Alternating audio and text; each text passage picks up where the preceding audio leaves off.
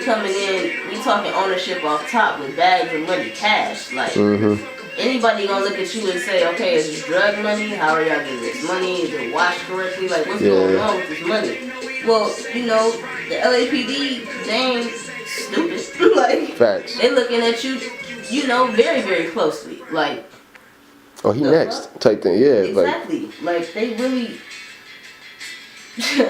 they don't want us to do the type of shit that we doing. Like we're black. So, you know, off top we're a target. We have, you know, unfortunately, it's just like we can't do shit and it go unnoticed. But them niggas can do hella shit and it just go just radar don't even hit it. Like, real shit. Don't even see the shit.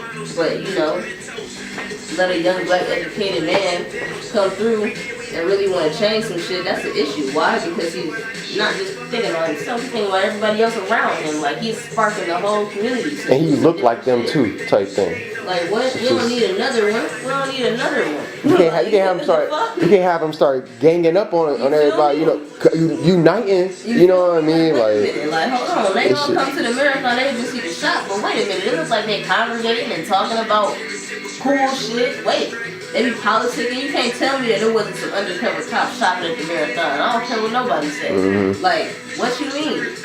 They trying to see what's up. Like, when you see what's up, okay, damn, well, he got his brother in here selling shirts, dad in here holding it down, okay, cousin doing a cash register, okay, sir, he wasn't doing them today, okay, well, go back next week. Yup, yeah. Come on, bro. Like, informants be everywhere. People don't talk about the Bob Marley informant that interviewed him, gave him the chucks. Next thing you know, he got cancer in his foot. Wow.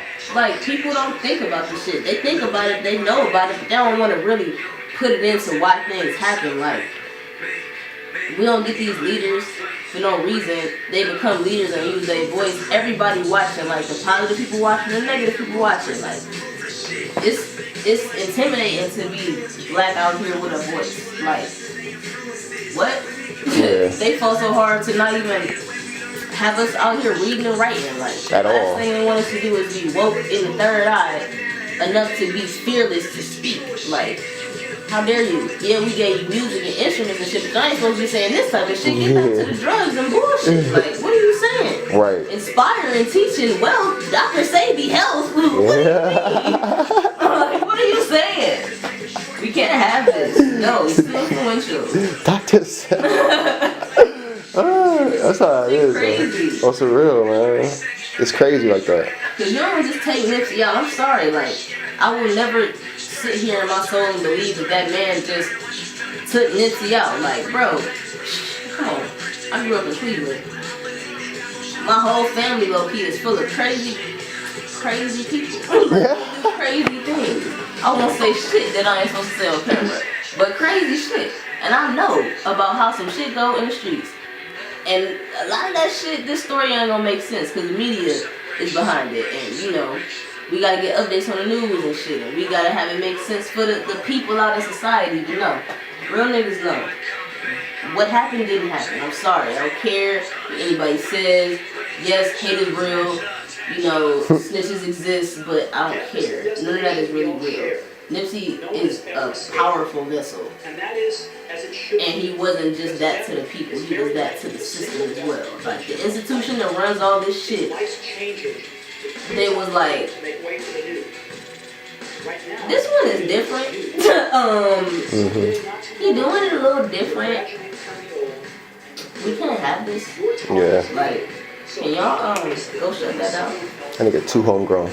Like, the fact he was homegrown and still at home, it was just wild, man. In fact, he was. That man was Grammy nominated, still living in the hood, still out there every day. Man, certain things like that clarify when you get in at a certain level. Like on the real shit, he probably did want Cardi to take that. He don't want that type of light. Like I feel it. Yeah. He's not in that energy. Like, and I don't care what nobody say. When he did Racks in the Middle, he was rapping, he was doing this stuff, but he wasn't in his right energy way. Like, I seen it all through the video. Yeah, that song to me was like the first like step towards commercial like vibe he was trying to do, which it was like if you doing it, he was doing it for the money. If anything, he was doing it for some bread, and he was doing it for the fact that he had a Grammy nom, and everybody knew about him now. You know what I mean? He's like, I'm gonna drop a track, and put on some homies, and we gonna go. You know what I mean? Right. And chances are that's what he did. But I didn't feel that same energy. Not like he gotta be like on Victory Lap or anything. Victory Lap, whole other energy. Like, okay.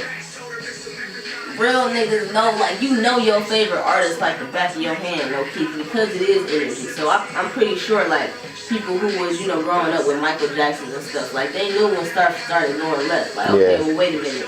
He did rock out that show, but did y'all peep how his energy was? Like, them certain type of songs, like, how he was probably here or not here, like, real niggas know, like, okay, something ain't really right, like. His energy on Victory Lap and them videos, man, in general, is like, dude was like at home. He might as well have been rapping in the mirror. You know what I'm saying? He might as well have been in his bedroom at 16 rapping in the fucking mirror. You know what I mean? Dude was having the time of his fucking life. Like, living the dream. Living his dream. You know what I mean? Being a millionaire off of rap music in the hood still. Giving it back. Man, what? Just crazy, man. And showing everybody it's possible. I really think he still lived there. Like, I feel like he did too. In the house that he grew up, but maybe like around them areas. Yeah, like, I think he did too. I can't see him not. If he didn't live in Crenshaw, he lived like 5 miles out type shit. Like maybe like just a little nicer house type shit. But that nigga wasn't far at all. He was somebody who talked about living under your means. Like, I'm pretty sure he could have been on the Rodeo Drives or the Pasadenas or wherever the fuck. California. He could have been out in he could have been on the islands, could have been off in the hills somewhere, doing some the marathon in Beverly Hills or on Rodeo. You know what I'm saying? But he put it on Slauson. He put it on Crenshaw. You know what I'm saying? He put it right down there in the middle of the hood. So all that money be getting recycled, man. Bro, that's nothing but like, nigga, us buying a Buckeye Plaza down the street away. Like, come on, like, it's just showing a different way to use the money. Like, exactly. Why haven't rappers always been on this shit in the first place? Why was the first thought to go splurge and buy bullshit that don't matter? Like, because we was always broke. That's why we never had it type shit. As soon as we could get it, that's what we got. Think about it, man. You look at a lot of shit. Look at people like the Temptations. You know what I mean? People back then, them groups who came up as a team and made it together from the streets. All them niggas was poor. You know what I'm saying? And they made it, and a lot of them lost it because they was getting advances and that money wasn't theirs. And they didn't know that because they were broke, they were poor, they weren't taught. No economics. They know that as Nips taught himself because he knew shit was wrong. You know what I'm saying? And you look at people like Frederick Douglass, 1800s, taught himself how to read, became this prolific. And that's not even that's not even a pun, you know what I mean? But he became a prolific speaker, you know what I'm saying? And writer. So it's like you look at somebody like Nip who taught himself economics, taught himself government, taught himself the justice system. He only went to high school for 2 years. Then you said it wasn't enough. You said, what y'all teaching me? Y'all teach me nothing, man. I need money. I need to go teach myself how to make this shit. You know what I mean? Unfortunately, what they don't teach you is how to make money, like, or how to handle it. How to gravitate it, how to make it manifest, like, shit. Entrepreneurship in itself needs to be a real class, like math, science. That needs to be business. Like, yeah, facts. Business in that realm in high school, like. If you want to do science, like, go to college for it. You want to do math, go to college for it. Like, but you should teach me how to handle my finances. You know what I'm saying? Speak finance, business and finance type shit. Teach me how to do my fucking taxes, or about what taxes mean type shit. What? Teach me about fucking real estate, nigga. Teach me about credit. Seriously. You know, because niggas can't. Been getting crash courses on credit, like off top. That shit is so important. Our generation, for sure, growing up in the tech world, why don't we understand the value of credit? Why don't we understand the value of ownership? Like what? Because we the generation is really gonna change shit. I know the answer to that. They don't want us to tap into it. We the last ones they want to tap into that real shit because we literally are kind of like No, we not kind of. We are culture shifters. Like, Yup. what we do matters. Like, We culture benders, man. all the shit that's happening in culture right now is because of the millennials. Dog, I was thinking about it today. Like, we really was all looking at this whole situation via live stream. Sometimes Twitter, maybe Snapchat, but every single app in our phone had that shit down. That's because of millennials and how we receive information. That's what I'm saying, yeah. You The got internet, some people man. who was on that watching this from the computer. Most of them watching it on their phone. We have that power. We shift how that go. The news, they key into local events, but they get what? Live tweets all the time. It don't matter if it's about Nipsey, about basketball, about food. They get anonymous tips from Twitter. Like, they're using social media as the real main news stream. We created that shit. Like, Connected, man. what? Connected in like countries don't matter. You know, where you live don't matter. I'm as connected to somebody in California as I am to somebody in Akron. And I live in Cleveland. You know what I'm It's saying? like, without the millennial generation, y'all social media don't shake. Like, y'all created it, but we made it shake. We made it cool. We Like, learn how to use feel it. me? We taught y'all how to navigate this shit. Yeah. Like, and now y'all need it. Like, you need it. It's integrated in our actual society system. Like, what? It's my job.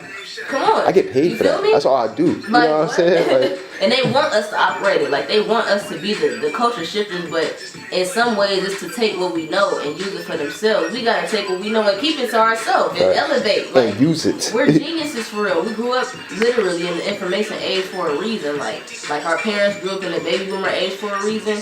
We grew up in this age for a reason. So it's like the low-key responsibility of the generation It's a duty, man. to educate yourself on this shit. Like, If you don't, it's a disservice. we get abundant amounts of information every single day. Like all the different topics we just listed, for real, if we really want to be real, we just can research them on our own. Like that's what I did at Kent State. Like, I literally was on some like, okay, boom, well, I already have a computer. Let me just not be an electronic media major and YouTube how to use the software. So I'm teaching myself Adobe Premiere while I'm going to communication classes because I don't need to major in electronic media and pay for you to teach me how to use the software. Shout out to the people who got me the software.